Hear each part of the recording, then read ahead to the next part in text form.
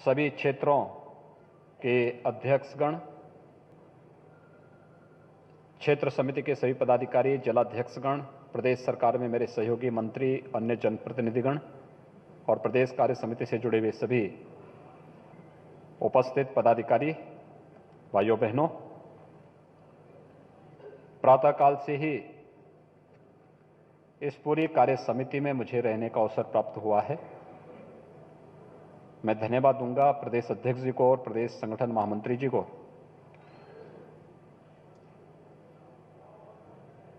कि कोरोना कालखंड में भी प्रदेश कार्य समिति को इतनी भव्यता के साथ यहां पर वो लोग आयोजित करने में सफल हुए हैं। अन्यथा ये हम सब के लिए एक चुनौती थी। पिछले एक वर्ष के दौरान हम लोग अलग अलग क्षेत्रों में गए हैं। वहां पर कार्यकर्ताओं के साथ, पदाधिकारियों के साथ भेंट मुलाकात होती है, जनप्रतिनिधियों के साथ क्षेत्र में भी और लखनऊ में भी मुलाकात होती है, लेकिन पूरी कार्य समिति एक साथ आपके साथ संवाद बनाया जा सके, एक वर्ष से ये चुनौती बनी हुई थी हम सब के लिए। वैश्विक महामारी कोरोना के कारण जो परिस्थितियां दुनिया के अंदर, प्रदेश के अंदर, देश के अंदर पैदा हुई थी, उन परिस्थितियों से थोड़ी राहत मिली है और उस राहत के बीच में कार्य समिति यहां पर बुलाई गई है। मैं प्रदेश अध्यक्ष जी को हृदय से धन्यवाद देते हुए आप सबका हृदय से अभिनंदन करता हूं, स्वागत करता हूं। आपदा प्रबंधन कैसे होना चाहिए, इसका एक बेहतरीन उदाहरण रहा है कोरोना से जूझते समय जो कार्य योजना बनी थी। और हम सब आभारी हैं प्रधानमंत्री मोदी जी के, जिनके मार्गदर्शन में कोरोना के बेहतरीन प्रबंधन का उदाहरण देश ने दुनिया के सामने दिया। और आप सबका, जिन्होंने प्रदेश में कोरोना प्रबंधन के माध्यम से प्रदेश की एक नई छवि देश और दुनिया के सामने प्रस्तुत करने में अपना योगदान दिया। और मेरा आग्रह होगा, कोरोना भी समाप्त हुआ नहीं। आप देख रहे होंगे कि 7 राज्यों में कोरोना के मामले तेजी के साथ बढ़े हैं। देश के अंदर कुल जितने भी इस समय कोरोना पॉजिटिव के मामले आ रहे हैं, उसमें से 7 राज्यों में 87% मामले हैं। और आवागमन जिस प्रकार से खुला हुआ है, इसको देखते हुए अतिरिक्त सतर्कता और सावधानी की आवश्यकता है। आप सबसे मेरा आग्रह होगा कि हम ये सतर्कता जरूर बरतें।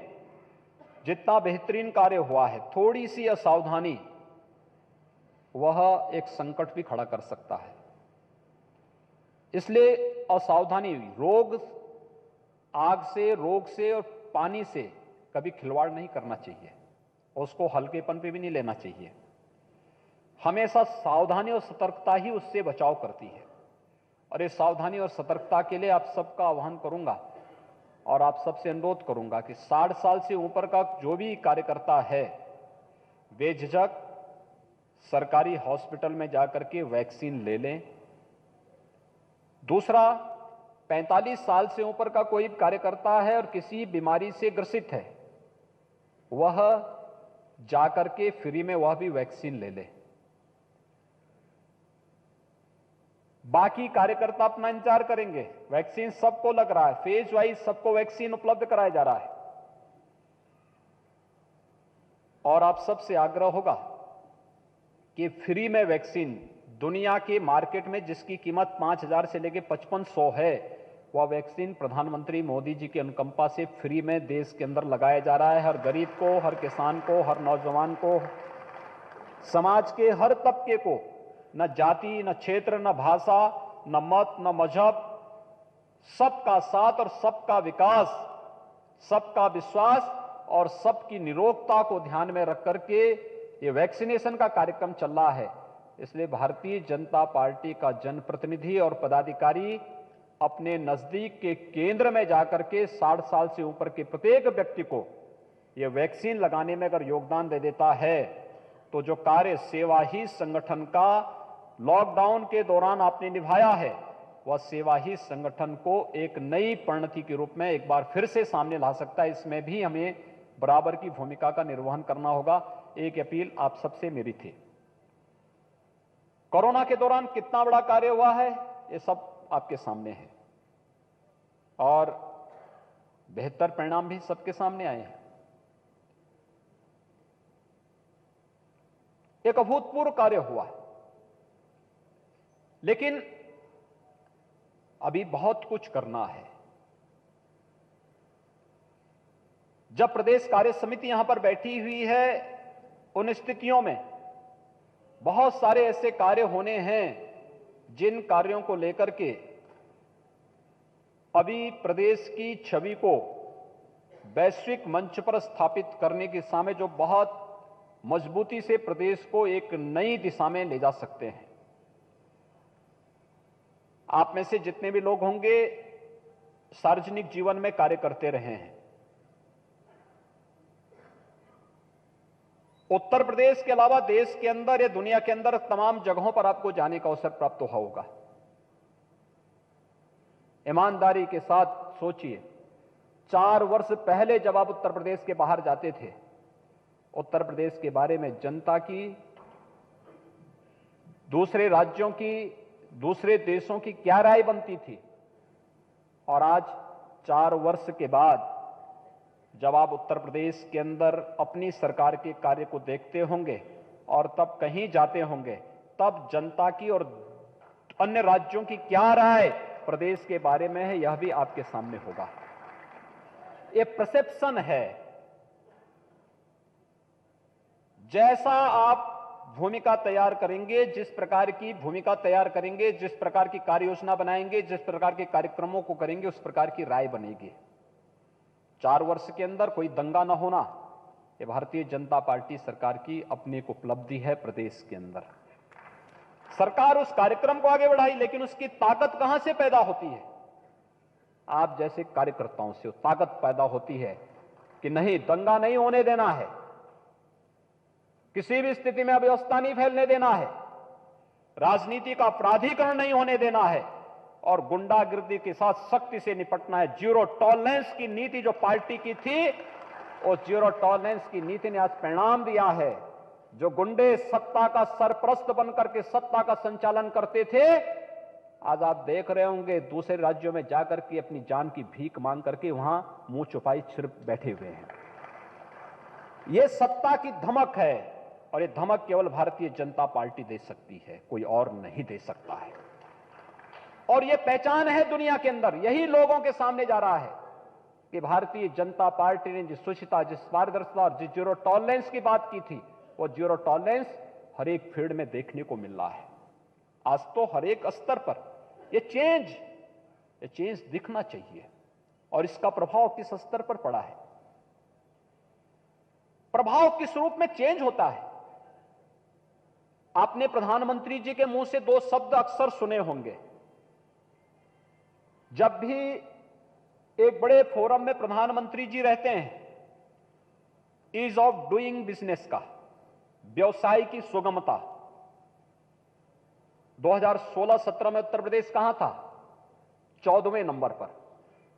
यानी अगर किसी देश और दुनिया के किसी निवेशक को प्रदेश के अंदर निवेश करना होता था या देश के अंदर कहीं निवेश करना होता था, तो उत्तर प्रदेश का नंबर कहां आता था?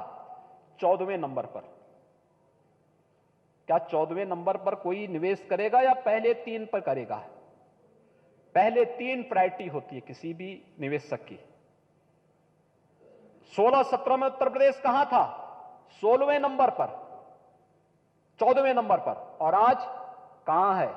नंबर 2। ये किसके बल पर? आप जैसे कार्यकर्ताओं के बल पर।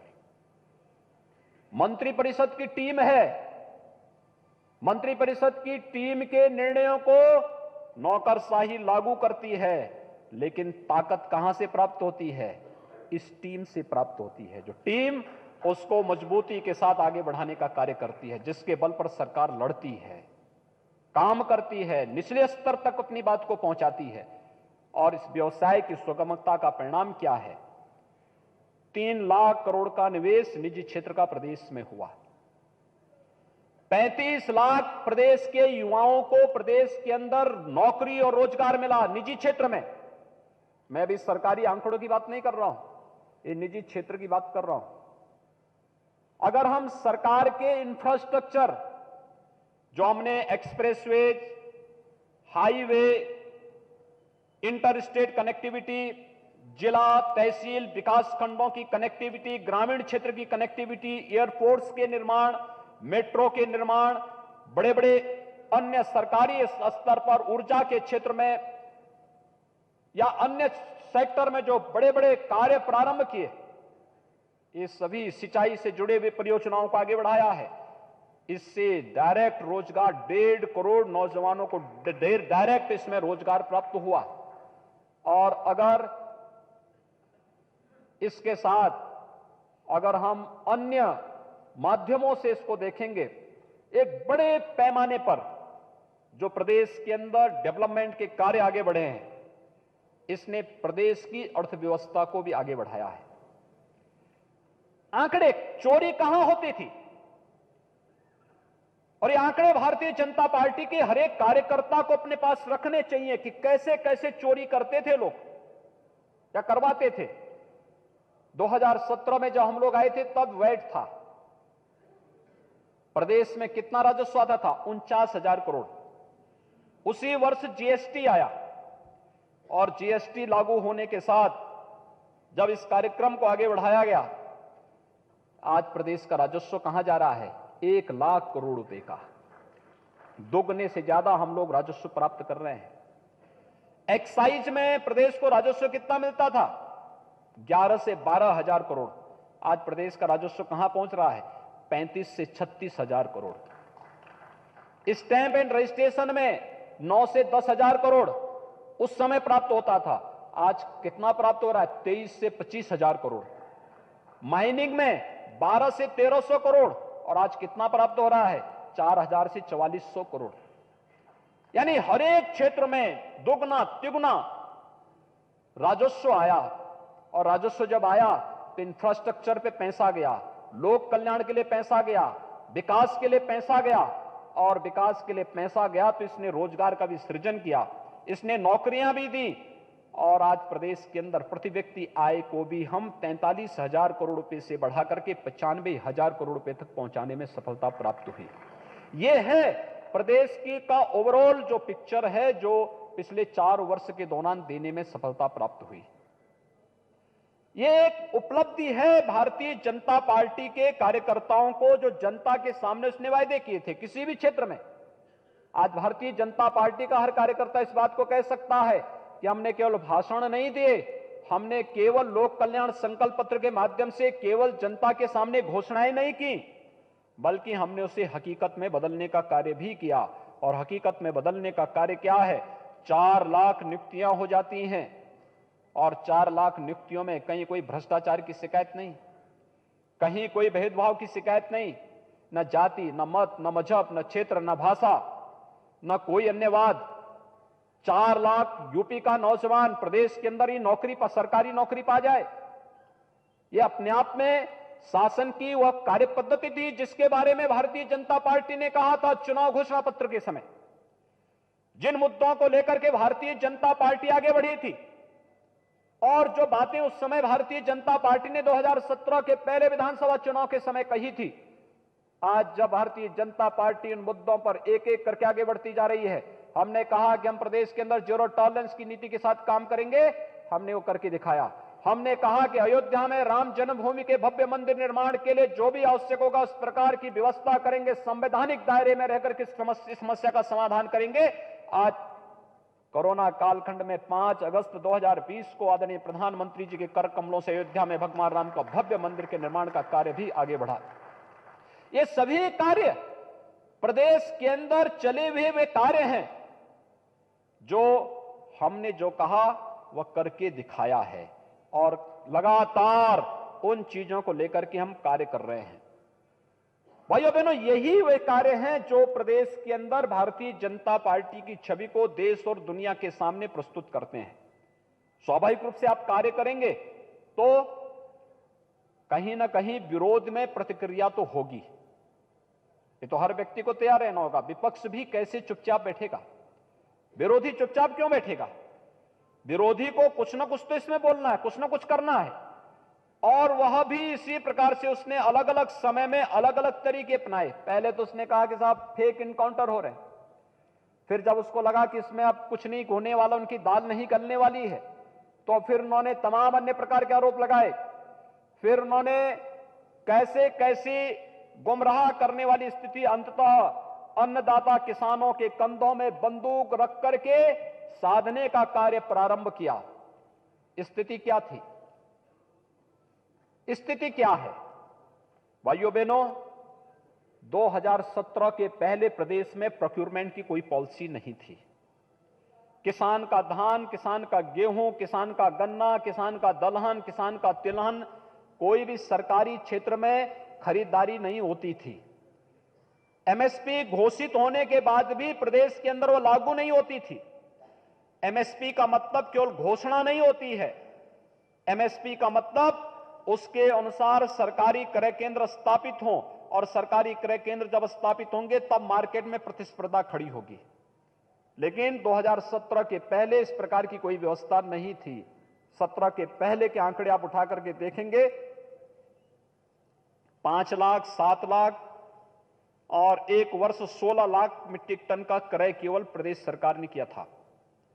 और आज अगर इसी वर्ष धान के क्रय की मैं बात करूं तो 68 लाख मीट्रिक टन का धान का क्रय किसानों से किया गया, और यह पैसा डीबीटी के माध्यम से किसानों के खातों में पैसा गया। ऐसा नहीं कि पैसा कहीं और चला गया, डीबीटी के माध्यम से पैसा जा रहा है। नगद भुगतान नहीं होता, चेक के माध्यम से भुगतान नहीं होता है। कोरोना कालखंड में 35 लाख मीट्रिक टन से अधिक गेहूं का क्रय किसानों से किया गया, और प्रदेश, उत्तर प्रदेश एकमात्र राज्य है जिसने 119 चीनी मिलें चलाई, और 119 चीनी मिलों को सफलतापूर्वक संचालित करने के साथ साथ पिछले 4 वर्ष के दौरान 1,26,000 करोड़ रुपए का गन्ना मूल्य का भुगतान किसानों को सीधे उनके खाते में करने का काम किया है। यह प्रदेश के अंदर पिछले 4 वर्ष के दौरान प्रदेश के अंदर हुआ है। अगर आप 10 वर्ष का समाजवादी पार्टी और बहुजन समाजवादी पार्टी के कार्यों को अगर आप देखेंगे तो यह 10 वर्षों में भी इतना गन्ना मूल्य का भुगतान वे लोग नहीं कर पाए थे। यानी ये चीजें बताती हैं कि जो लोग आज किसानों के कंधों पर, भोले भाले किसानों के कंधों पर बंदूक रखने का कार्य कर रहे हैं, वे केवल गुमराह करने का कार्य कर रहे हैं। मैंने विधानसभा में 2-3 उदाहरण रखे थे कि कॉन्ट्रैक्ट फार्मिंग से संबंधित जो अधिनियम भारत सरकार ने पास किया है, यह अधिनियम बनने के पहले भी हमारे यहां कॉन्ट्रैक्ट खेती होती थी। झांसी के अंदर आयुर्वेद की सुप्रसिद्ध company Baidyanath group contract farming पहले से करता है। वो किसानों से हर्बल की खेती कराता है, हर्बल प्रोडक्ट उनसे सीधे खरीदता है और बदले में उनको अच्छा मुनाफा देता है। और भी अन्य तमाम उदाहरण हैं जिसके माध्यम से ये कार्यक्रम आगे बढ़ते रहे। कहीं कोई समस्या कहीं नहीं थी, लेकिन कैसे गुमराह करने का कार्य हुआ। कहा गया कि किसान की खेती को बंधक बना दिया जाएगा। कितना झूठ था, कितना सत्य था। और फिर प्रधानमंत्री जी ने कहा कि यह विकल्प है, बाध्यता नहीं, अधिनियम बन गया है, किसान अगर चाहे तो इसको लागू कर सकता है, नहीं चाहे तो नहीं करे, यह किसान पर निर्भर करता है। लेकिन गुमराह करने का कार्य किया गया। दूसरा कहा गया कि एमएसपी, भारतीय जनता पार्टी के एक एक कार्यकर्ता को बोलना चाहिए, यह सच है एमएसपी की घोषणा 66-67 में हुई, लेकिन लागत का 1.5 गुना दाम एमएसपी के रूप में देने का काम मोदी जी ने 2018 में प्रारंभ किया। 2018 में मोदी जी ने किया है, जब उन्होंने लागत का 1.5 गुना दाम 45 जींस का किया। और एमएसपी के माध्यम से आप आज देख सकते हैं 2014 की तुलना में 2019 में कितना दाम एमएसपी में वृद्धि हुई है, व्यापक वृद्धि हुई है। एमएसपी देने के साथ ही यह भी घोषणा करके एमएसपी जारी रहेगी, ये प्रधानमंत्री जी बार बार घोषणा कर रहे हैं, लेकिन उस सब के बावजूद गुमराह किया जा रहा है कि एमएसपी समाप्त करने की साजिश हो रही है। यानी ये विपक्ष गुमराह कर रहा है। और तीसरा, मंडी से संबंधित जो कानून है, मंडी अधिनियम में व्यापक सुधार हुए हैं। अब किसान की सुविधा के लिए अगर लखनऊ का किसान यह समझता है कि उसको अच्छा दाम बाराबंकी में मिलेगा, और अगर वह लखनऊ में न चाह करके बाराबंकी में अपने उत्पाद को बेचना चाहता है, तो बिना किसी टैक्स के मंडी समिति के लोग उसको रोक नहीं सकते हैं। मंडी समिति का कानून केवल अब मंडी परिसर में लागू होगा, उसके कमांड एरिया में नहीं, उसका कोई कमांड एरिया नहीं होगा। अब किसान का कमांड एरिया होगा। अगर लखनऊ का किसान चाहे तो देश के अंदर कहीं भी जाकर के अपनी उपज बेच सकता है, उसको कोई रोक नहीं सकता है, और जहां उसको मुनाफा मिलेगा वहां पर वो अपनी उपज को बेच सकता है। जब यह अधिकार किसानों को प्रधानमंत्री मोदी जी ने दिया है, तो उनको गुमराह करने का कार्य हो रहा है कि तो मंडियां समाप्त की जा रही हैं, एक स्वस्थ प्रतिस्पर्धा खड़ी हो रही है। आप मुझे एक बात बताइए, 2018-19 में मकई का समर्थन मूल्य हम लोगों ने घोषित किया, 1800 रुपए समर्थन मूल्य घोषित किया। उस समय से उससे पहले किसान को 1100 रुपए मिलता था मकई का दाम, 1800 रुपए घोषित किया। जो पार्टियां 1100 रुपए में खरीदती थी, इनके सामने यह रहा कि अगर सरकारी क्रय केंद्र स्थापित होंगे तो फिर उनको मकई मिलेगी ही नहीं। उन्होंने प्राइवेट में भी अपने केंद्र स्थापित किए और उन्होंने किसानों से ज्यादा दाम पर, उन्होंने सरकारी क्रय केंद्र से ज्यादा दाम पर, सरकार का रेट था 1800 और मार्केट में किसान को मिलना प्रारंभ हुआ 2200 रुपया। मकई का दाम 2200 रुपए किसानों को जब मिलना प्रारंभ हुआ, आप मुझे बताइए 400 रुपए का जो मुनाफा ये किसान के खाते में गया ना, ये किसान, इस प्रतिस्पर्धा से लाभ किसान को प्राप्त हो, एक स्वस्थ प्रतिस्पर्धा खड़ी हो, इसके लिए सरकारी मंडी भी है। जून 2020 में यह अधिनियम लागू हुआ और हमारे प्रदेश में 100 मंडियां चल रही हैं, एक भी मंडी बंद नहीं हुई, देश के अंदर भी एक भी मंडी समाप्त नहीं हुई। प्रधानमंत्री जी ने ई नाम के साथ 1000 नई मंडियों को जोड़ने की भी घोषणा कर दी है।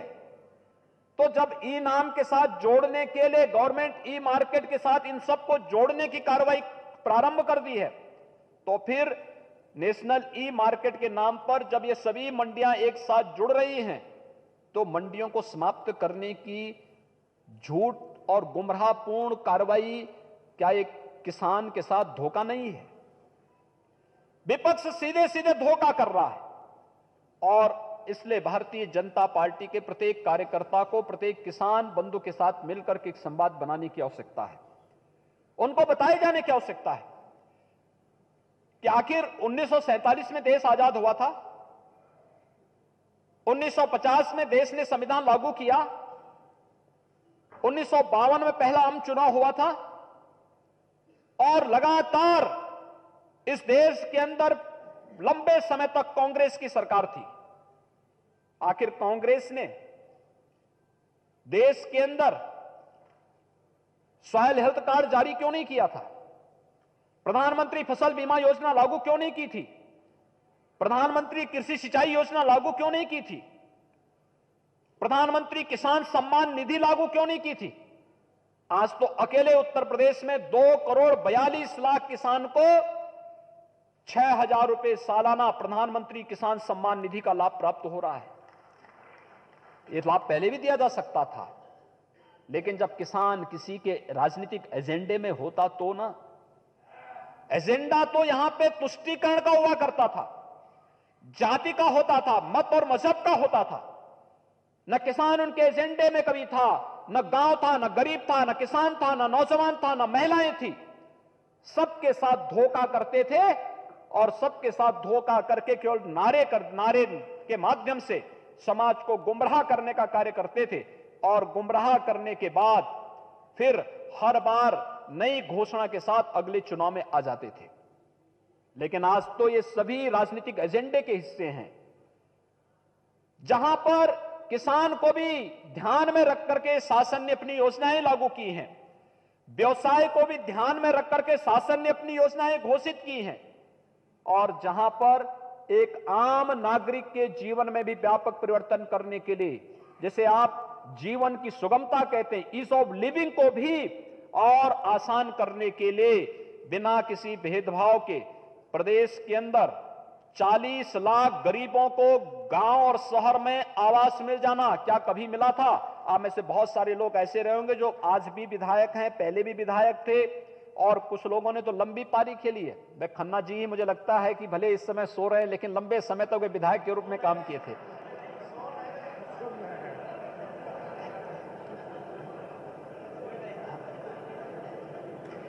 एक लंबे समय तक इन लोगों ने सरकार के कार्यों को देखा है,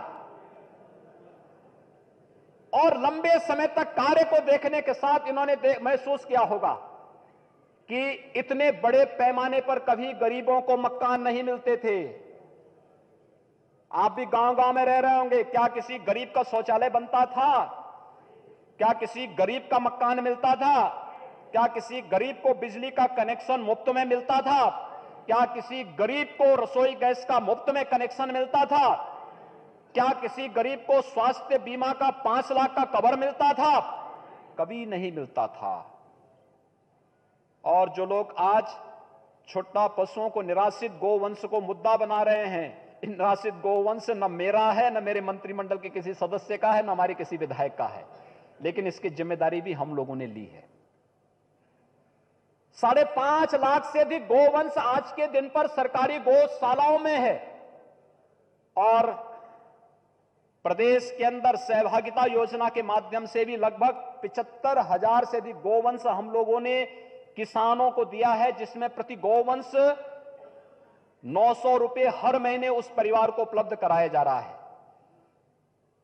कुपोषित परिवारों को भी उन्हीं निराश्रित गोवंश में से एक दुधारू गाय दी गई है, जिसमें हर गोवंश के लिए भी 900 रुपए सरकार उपलब्ध करा रही है। और भाइयों बहनों, इस बार के बजट में तो सरकार ने घोषणा की है कि हर न्याय पंचायत स्तर पर भी हम एक बड़ी गौ आश्रय स्थल, गौशाला खोलेंगे, जिसमें निराश्रित गोवंश की देखभाल, उसके संरक्षण और उसके संवर्धन का कार्य आगे बढ़ाएंगे। यानी जहां से भी हो सके किसान के हित में, गांव के हित में, प्रदेश के हित में हम लोग कदम उठाएंगे। विकल्प यह नहीं हो सकता है कि गाय अगर ज्यादा हो गई है, किसी किसान ने छोड़ दी, तो हम उसको कसाई को कटने के लिए दे देंगे। क्या भारतीय जनता पार्टी का कार्यकर्ता इस बात को स्वीकार करता है कि किसानों को गाय को काटने के लिए दे दी जाए? मुझे लगता है कि कोई भी भारत का नागरिक, और मुझे लगता है कोई भी भारतीय जनता पार्टी का कार्यकर्ता इस बात को स्वीकार नहीं कर सकता। लेकिन उसका विकल्प हमारे सामने है, और विकल्प हमारी सरकार ने दिया है। और विकल्प यह दिया है, हम गौ आश्रय स्थल खोलेंगे, गोकुल ग्राम की स्थापना करेंगे, गोबर गैस प्लांट के माध्यम से एक नए विकल्प को आगे बढ़ाएंगे,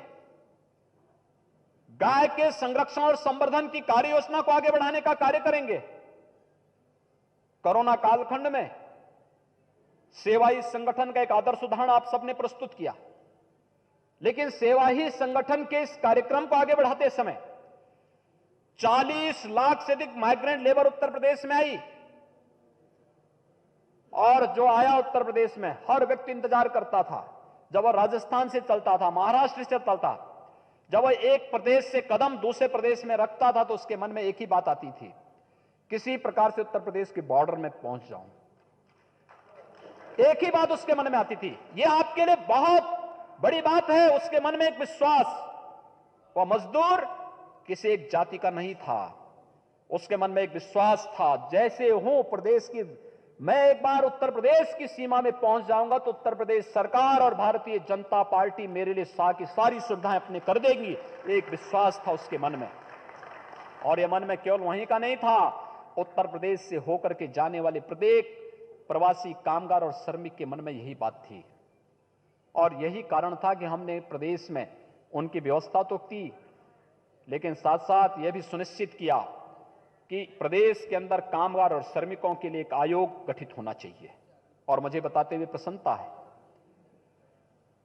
मैं चाहूंगा कि जब सरकार के 4 वर्ष के इन सफलतापूर्वक कार्यों को हम आगे बढ़ाने का कार्य करेंगे, 7-8 दिन का एक 19 से 25-26 तक का जो कार्य योजना बनी है, उस कार्य योजना में उसको भी जरूर शामिल करिए। हम लोगों ने तय किया है 2-3 योजनाएं हैं, अगर आप नोट कर सकेंगे जरूर नोट करिए। एक, निवासी और प्रवासी जितने भी कामगार और श्रमिक हैं, इन सभी को हमारी सरकार ने 2 लाख रुपए का जीवन सुरक्षा का एक कवर देने का निश्चय किया है। 2 लाख रुपए का सुरक्षा बीमा कवर दिया है, सुरक्षा का। और दूसरा, 5 लाख रुपए का आयुष्मान भारत का कार्ड अगर नहीं बना है तो सरकार उसका 5 लाख रुपए हर साल आयुष्मान भारत का कार्ड बनाने का कार्य भी करेगी, जो स्वास्थ्य बीमा का कवर उसे उपलब्ध कराएगी। और इसके लिए अभी से कार्रवाई हमारी आगे बढ़नी चाहिए। तीसरा,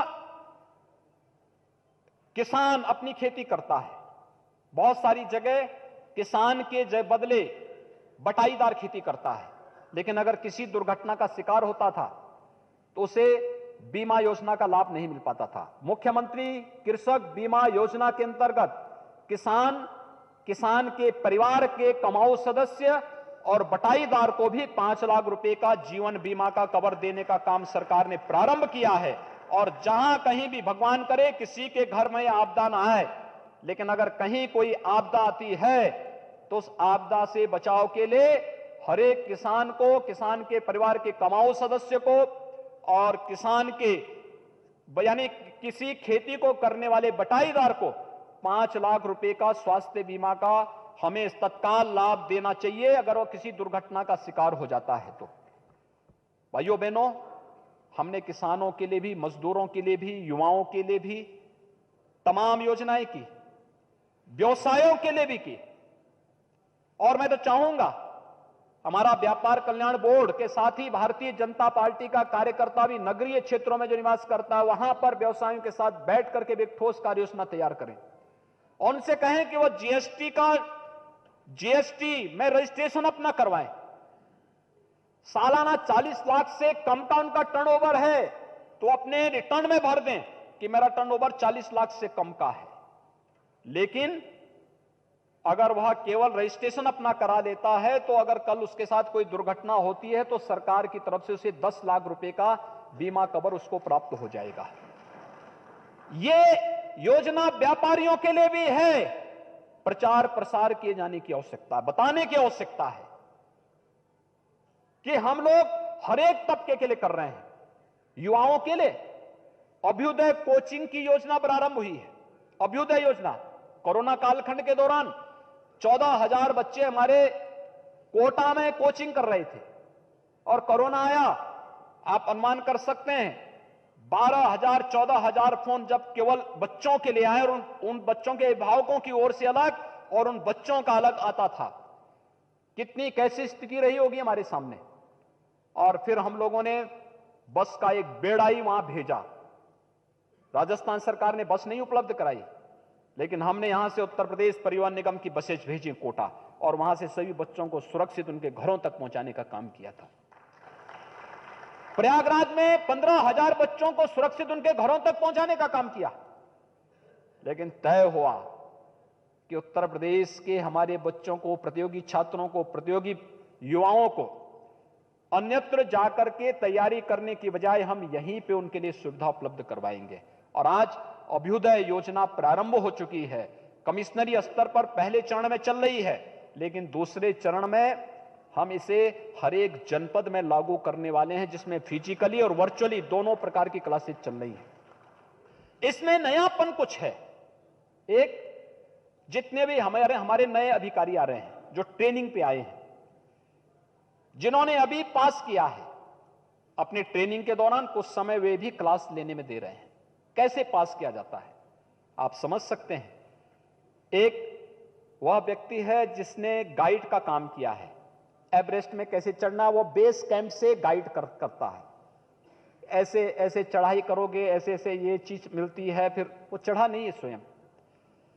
एक वह है, लेकिन एक वह जिसने सफलतापूर्वक एवरेस्ट की ऊंचाई पर चढ़ करके सफलतापूर्वक नीचे आया है। वह हम दोनों को मिलाकर के चल रहे हैं। अच्छी फैकल्टी को भी ले रहे हैं और अच्छी फैकल्टी के साथ ही जितने भी आईएएस हैं, आईपीएस हैं, आईएफएस हैं, पीसीएस के हैं, पीपीएस के हैं, इन सभी अधिकारियों से भी हम लोग उनसे भी कह रहे हैं कि वे लोग भी कुछ समय दें, कोई फिजिकली और कोई वर्चुअली उन क्लासेस को लें। और 10 लाख से अधिक युवा अब तक इसके साथ जुड़ चुके हैं प्रदेश के अंदर, जो इसके माध्यम से जुड़ करके प्रतियोगी परीक्षाओं के लिए एक प्लेटफॉर्म और निःशुल्क प्लेटफॉर्म उपलब्ध करा रहे हैं।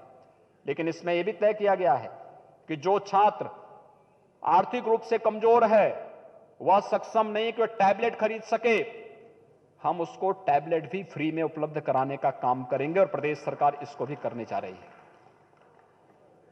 यानी हर एक तबके के लिए सरकार की योजनाएं किस रूप में? जल जीवन मिशन के अंतर्गत हर घर नल और घर घर जल की योजना को लागू करने का कार्य हो। ये सभी कार्य युद्ध स्तर पर। कोई सोचता था बुंदेलखंड में हर घर नल की योजना लागू हो पाएगी, कोई सोचता था कि बिंद क्षेत्र में हर घर नल की योजना हो पाएगी, कोई सोचता था प्रदेश में 4 वर्ष में 30 नए मेडिकल कॉलेजेस बनेंगे, कोई सोचता था कि प्रदेश में हेल्थ इंफ्रास्ट्रक्चर में इतनी तेजी के साथ कार्य होगा, और कोई सोचता था कि उत्तर प्रदेश के परंपरागत उद्यम को वन डिस्ट्रिक्ट वन प्रोडक्ट के माध्यम से हम वैश्विक मंच पर एक नए स्थान पर प्रस्तुत करने का कार्य करेंगे। आज तो ओडीओपी की योजना वैश्विक मंच पर न केवल एक बार फिर से आदरणीय प्रधानमंत्री जी के मार्गदर्शन में मजबूती के साथ आगे बढ़ रही है, लेकिन साथ साथ यह योजना आज प्रदेश के अंदर ही नहीं बल्कि देश और दुनिया के लिए लुभावनी तो है ही, प्रदेश में रोजगार सृजन का माध्यम भी बन रही है। 40 लाख माइग्रेंट लेबर आई थी। लोग मुझसे कहते थे कहां जाएंगे ये लोग? मैं कहता था 40 नहीं, मैंने 1 करोड़ लोगों के लिए हमारी सरकार ने एक तैयारी की है कि ये लोग आएंगे तो हम इनको रोजगार भी देंगे। और मुझे बताते हुए प्रसन्नता है, जो लोग यूपी में आए थे इनमें से 90% लोग उत्तर प्रदेश में ही रह करके रोजी रोजगार प्राप्त कर रहे हैं। ये उत्तर प्रदेश में रह रहे हैं। ये उत्तर प्रदेश के लिए गौरव की बात है कि हम अपनी ऊर्जा और अपनी प्रतिभा का लाभ उत्तर प्रदेश में ले रहे हैं। उत्तर प्रदेश आज उस दिशा में आगे बढ़ चला है। एक नए भारत का नया उत्तर प्रदेश जिस मजबूती के साथ आगे बढ़ा है, उत्तर प्रदेश के इन सभी परसेप्शन को आगे बढ़ाने के लिए कुंभ की सफलतापूर्वक आयोजन का कार्यक्रम रहा हो या कोविड प्रबंधन का एक कार्यक्रम, ये सभी उसी दिशा में किए गए प्रयास के हिस्से हैं। और इसीलिए आज मैं आप सबसे इसी बारे में कहूंगा कि एक सकारात्मक भाव के साथ हमें आगे बढ़ना पड़ेगा। और सकारात्मक भाव इस दृष्टि से कि नेगेटिविटी के लिए अक्सर होता क्या है, सरकार ने एक फोल्डर भी बनाया है, हर एक जनपद में फोल्डर, 4 वर्ष की उपलब्धियों का फोल्डर, जिसमें केंद्र की, प्रदेश सरकार की उपलब्धियों से भरा हुआ यह फोल्डर है। हर एक बूथ पे 100 से 150 ये जा रहा है। एक तो इसको वितरण करने की व्यवस्था, दूसरा हर एक विधानसभा क्षेत्र में भी केंद्र, प्रदेश, जनपद और विधानसभा क्षेत्र में क्या क्या कार्य हुए हैं इसकी उपलब्धियों से संबंधित एक बुकलेट भी वहां उपलब्ध होने जा रही है, वहां तक पहुंच रही है। मैं अनुरोध करूंगा उसमें पॉकेट बुक भी है, और कम से कम प्रदेश कार्य समिति से जुड़े हुए जितने भी हमारे सदस्य हैं, पदाधिकारी हैं, उनके पास एक एक बुकलेट अपनी जेब में होनी चाहिए। और उसको एक बार जब भी आपको समय लगता हो, सुबह, शाम, दोपहर में कहीं बैठे हैं, खाली समय है, अच्छा होगा अपने स्मार्टफोन के अंदर उसको ले जा करके और स्मार्टफोन के माध्यम से भी उन उपलब्धियों को एक बार आप वो करना शुरू कर देंगे, बहुत अच्छा कार्य हो सकता है। एक बहुत बड़ा कार्य आप कर सकते हैं। 1,63,000 बूथ हैं प्रदेश के अंदर, और अगर हर बूथ पर अपनी बूथ कमेटी को हम गठित करने के साथ ये 1,63,000 बूथ प्रधानमंत्री जी को एक ट्वीट करते हैं और हम प्रधानमंत्री जी के ट्वीट के साथ रिट्वीट करके वहां पर कोई एक स्वागत और अभिनंदन का संबोधन लिख करके उसको रिट्वीट कर देते हैं, कितना बड़ा मैसेज यूपी का होगा। राज्य सरकार की किसी उपलब्धि को लेकर के कोई ट्वीट किया गया है, अगर ये हर बूथ से कम एक रिट्वीट होता है या उस पर कोई एक पॉजिटिव टिप्पणी आ जाती है तो कितनी बड़ी ताकत खड़ी हो जाती है, हर एक बूथ पर हमारी पहुंच हो जाती है। सोशल मीडिया के इस प्लेटफॉर्म को हमें समझना होगा, और मैं आग्रह करूंगा सभी जिलाध्यक्षों से सभी क्षेत्रीय अध्यक्षों से, प्रदेश कार्य समिति से जुड़े हुए सभी सदस्यों से इस सोशल मीडिया के इस प्लेटफॉर्म का हम इस्तेमाल करें, अपनी टीम को एक्टिव करें। स्मार्टफोन के अंदर केवल अपने सगे संबंधियों के ही टेलीफोन नंबर नहीं, केंद्र और प्रदेश सरकार की उपलब्धियों का डाटा भी आपके पास फीड होना चाहिए। और कोई आपसे चर्चा करता है, मीडिया के सामने पैनल डिस्कशन के लिए जाएं या कहीं पर आप कोई चर्चा करने के लिए जाएं, उस समय अपनी बात को पूरी दमदार तरीके से रखने की तैयारी अगर आप कर देंगे तो कोई ताकत आपके सामने टिक नहीं पाएगी। मैं विश्वास के साथ इस मामले में कह सकता हूं और इस दिशा में एक नए प्रयास को आगे बढ़ाने की आवश्यकता है। उस नए कार्यक्रम को लेने के साथ ही ये जो 4 साल की उपलब्धियां होंगी और फिर 6 साल की उपलब्धियां केंद्र सरकार की, ये सभी एक साथ चलेंगे। ये 7 साल की उपलब्धियां एक साथ आगे बढ़ेंगी तो उसके बेहतर परिणाम भी सामने आएंगे। हमें अपनी बात पर वोकल होना पड़ेगा, अपने योजनाओं को लेकर के वोकल होना पड़ेगा, बोलने की आदत डालनी पड़ेगी। अन्यथा होता क्या है, अक्सर होता क्या है, मैंने बहुत बार देखा है। मैंने एक बार एक जनपद के सांसद विधायकों को बुलाया था और मैंने उनको बुलाया, मैंने कहा क्या हाल चाल, कहा साहब कुछ नहीं हो रहा। मैंने कहा क्या किसानों का कर्ज माफ हुआ, कहां वो टच हुआ है।